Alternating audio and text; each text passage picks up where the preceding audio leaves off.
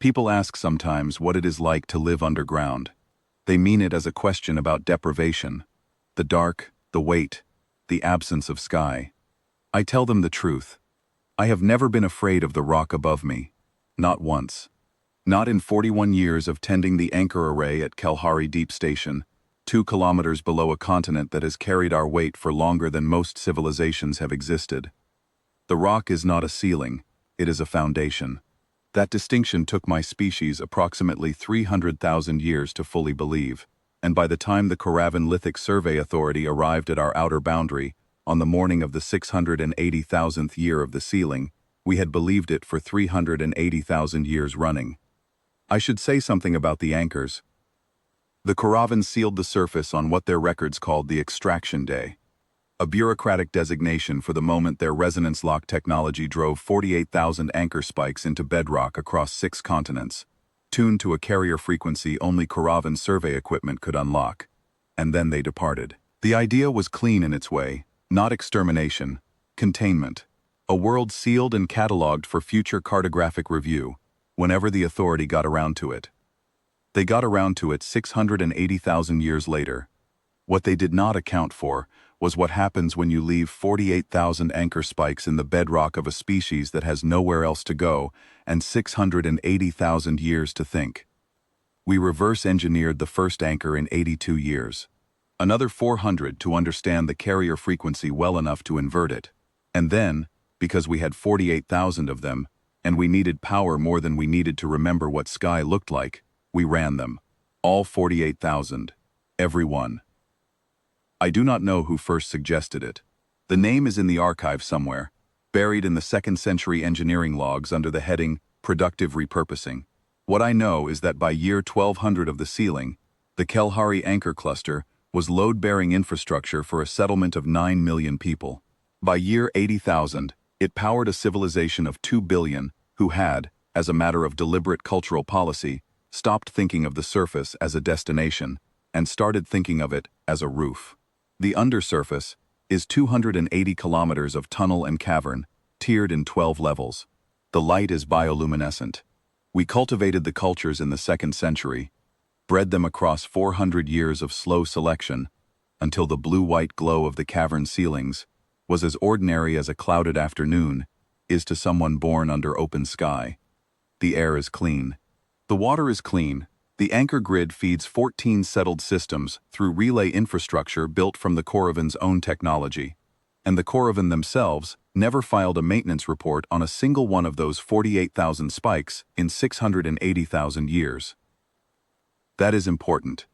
That is, in fact, the whole point.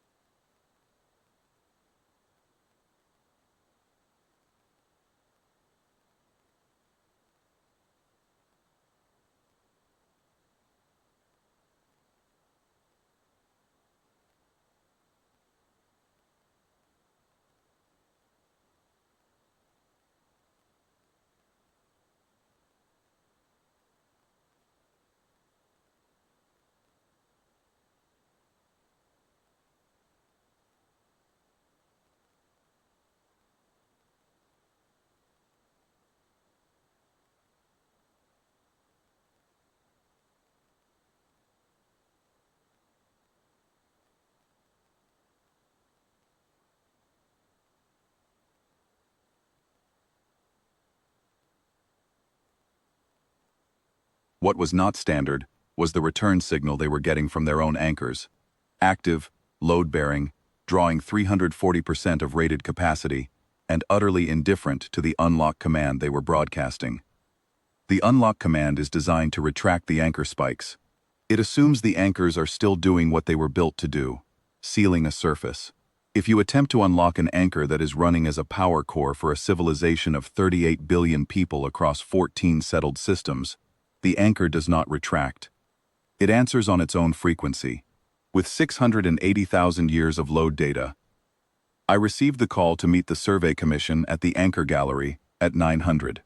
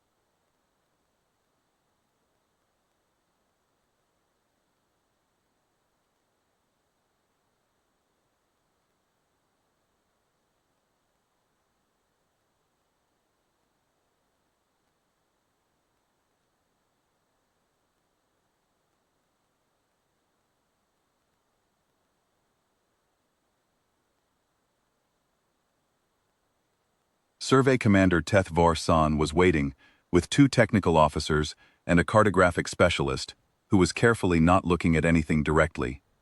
Teth Vor San herself was looking at everything. She was tall for a Koravan, gray-scaled at the face ridge the way their elder officers often are, and she was holding a data rod she was not going to need. The anchor gallery runs 200 meters along the main eastern tunnel. Every anchor in the Kalahari cluster has a monitoring plinth, 48 of them, in 2 rows, each showing the current load, the rated capacity, and the operational age. The oldest reads 679,912 years of continuous operation. The number is not decorative. We have never shut one down. I walked her down the gallery at the pace of someone who has nowhere particular to be. The overhead bioluminescence was running its morning cycle, a shade cooler than midday, a shade bluer than it would be in the evening, and the load numbers ticked steadily on every plinth as we passed. "These are your anchors," I said. "Original Koravan fabrication. Insertion date on record with the Lithic Survey Authority under your own cartographic sealing protocol. Extraction day, Kalahari continental mass, 680,000 years ago. We found the first one in year 82. We found the rest by year 200. We have operated all 48 as power infrastructure since year 1200. Current load, 340% of rated Koravan capacity. Current output, sufficient to maintain relay infrastructure feeding 14 settled human systems." She stopped at plinth 23 and looked at the operational age. She did not say anything.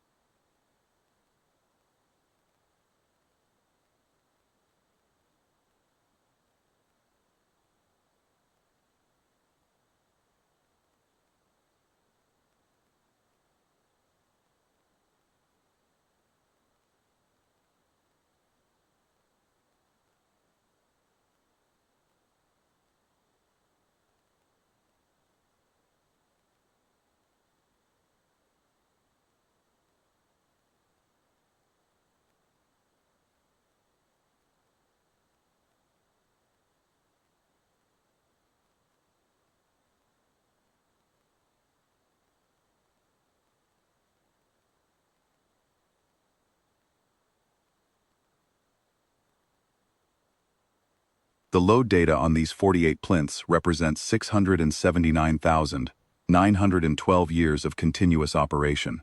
The territorial claim dissolved automatically 312 years after the threshold was crossed.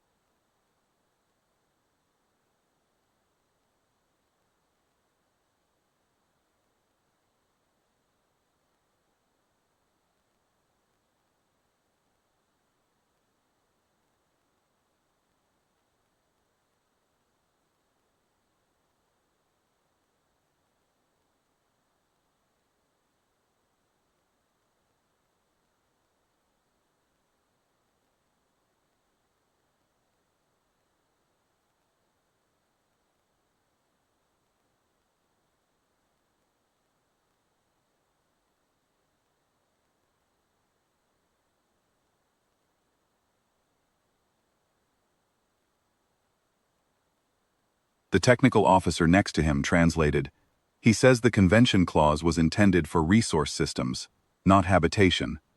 The Kelhari Anchor Cluster powers habitation, manufacturing, resource extraction, orbital relay, and long-range navigation for 14 settled systems. We have had co-signatory status in the Galactic Compact for 390,000 years. If the Authority wishes to pursue a formal exception review." Tethvor San looked at the data rod in her hand. Then she set it on plinth 23 and left it there.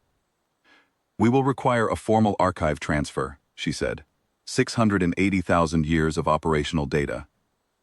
"Ready to transmit," I said. "It has been ready for 660,000 years. Every modification, every load adjustment, every system we built from your technology, every name, every settlement, every star we reached by running what you left in our rock."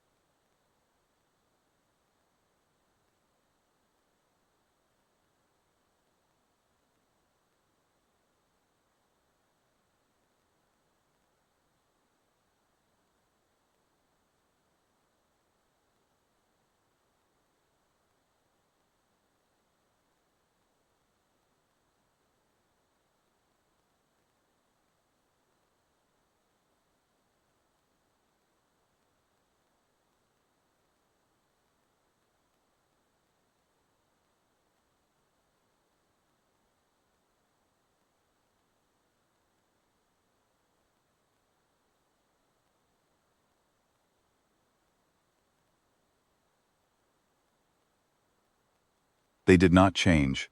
The anchor grid does not pause for visitors.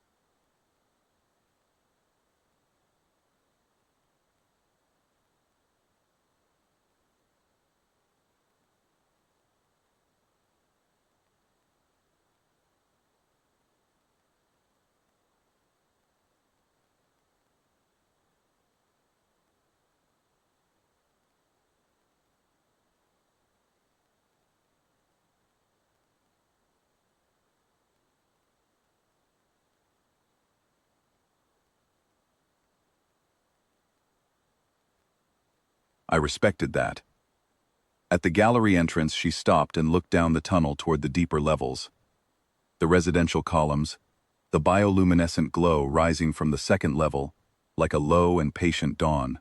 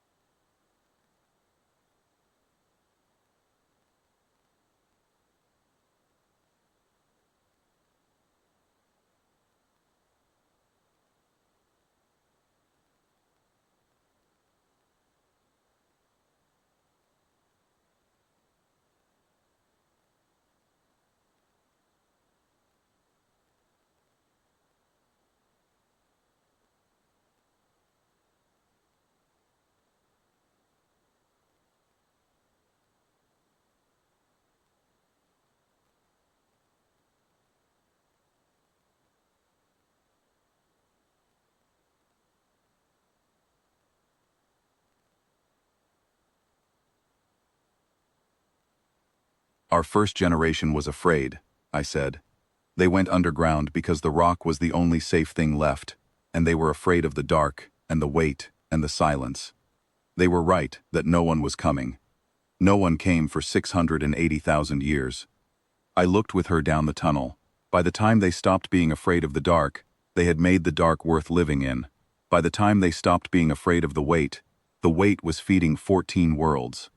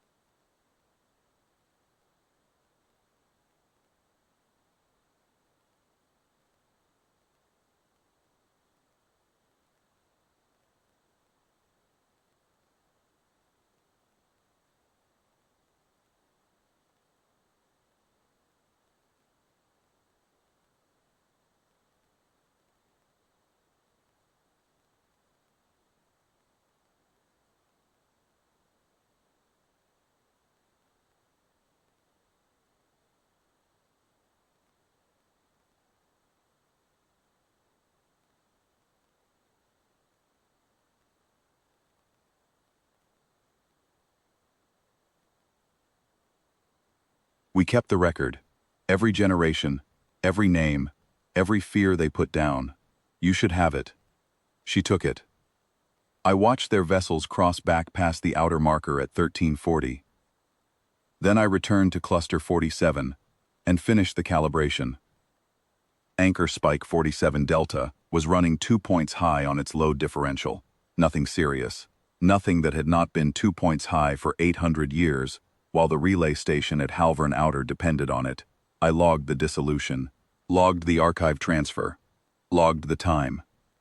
Then I made tea and sat in my monitoring station 2 kilometers below the surface of a sealed world, and I listened to the rock holding us up, and it was the most ordinary sound in all of creation.